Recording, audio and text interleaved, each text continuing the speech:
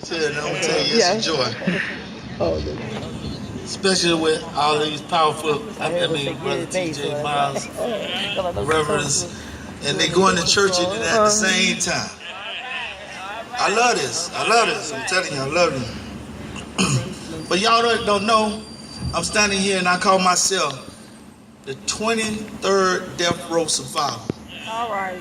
Because out of 26 exonerated people from death row since 1976, I am the 23rd.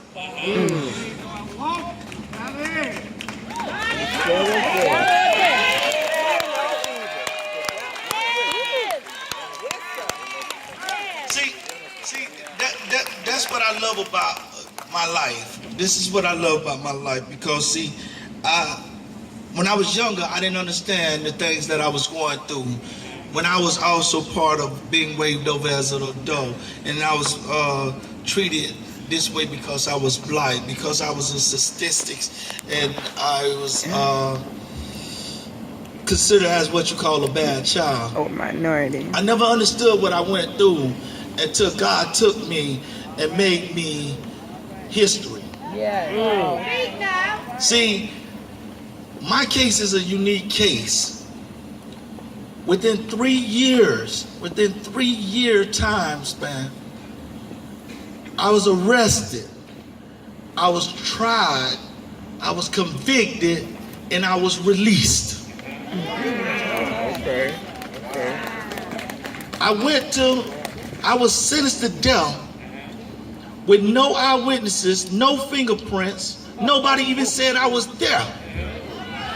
We just had a guy who was the prime suspect in the case saying that I confessed to him.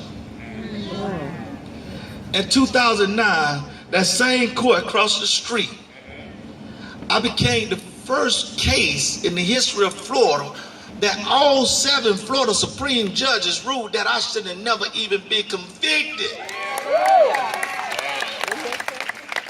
Look at God. So now that goes back to what I was saying, but I never knew why I was going through so much and why life was so hard growing up. Because God was giving me the experience to be a voice. Yes.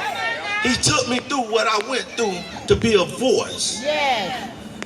And you know, for the last couple of years, I've been working with FADP, Christine, Witness to Innocence, all these organizations trying to abolish the death penalty.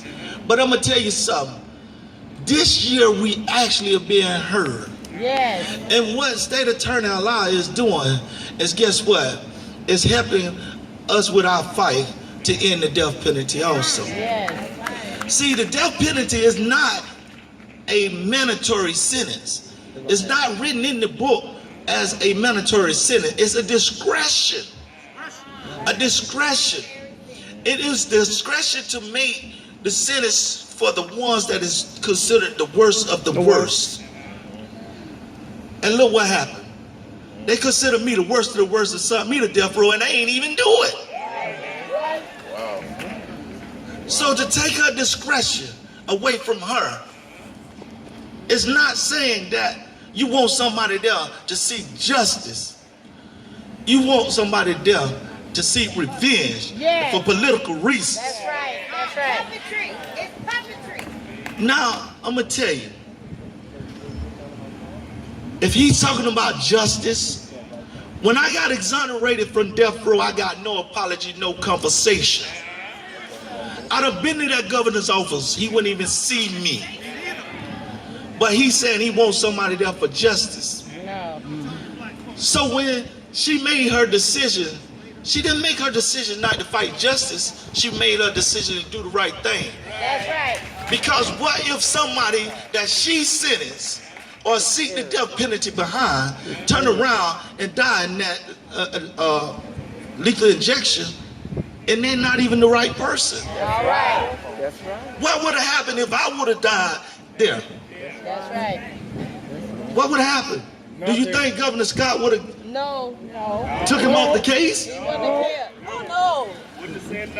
I just want to say a couple of facts about the death penalty real quick, and this is why I do support and admire her for stepping up.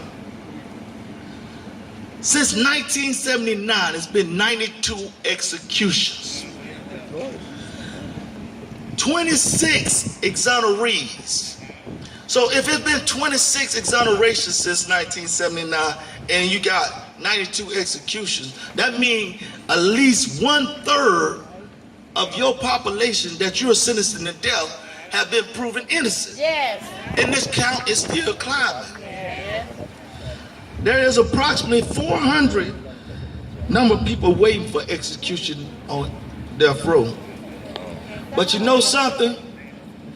Never in history of Florida, 170 years, has a white person been executed for killing an African American. Not one. Not one. Not one. That ain't right. It's not right. That's not right. It's not right, Scott. So I say to you, what is that really saying to our justice system and why this death penalty is intact? Where is the justice? Ain't no justice. But you know something? I don't worry about the justice because there's God. All right. And I've been coming back and forth to Tallahassee for all month, and I'm going to tell you something. You see how these senators and representatives are starting to come out and support the people. Yes. Because we got people up there talking now. Yes. They see, they want the votes. Yes. But I got one thing to ask about, Scott, and I got to say this. Say it. When a person is executed, the death certificate says the cause of death is homicide. In the state of Florida, homicide is a law that if you violate, you can be sentenced to prison for the rest of your life. Or you can seek the death penalty. Now, what saved him from being like one of us? Come on now. How is that just killing to try to make an example not to do it? Thank you.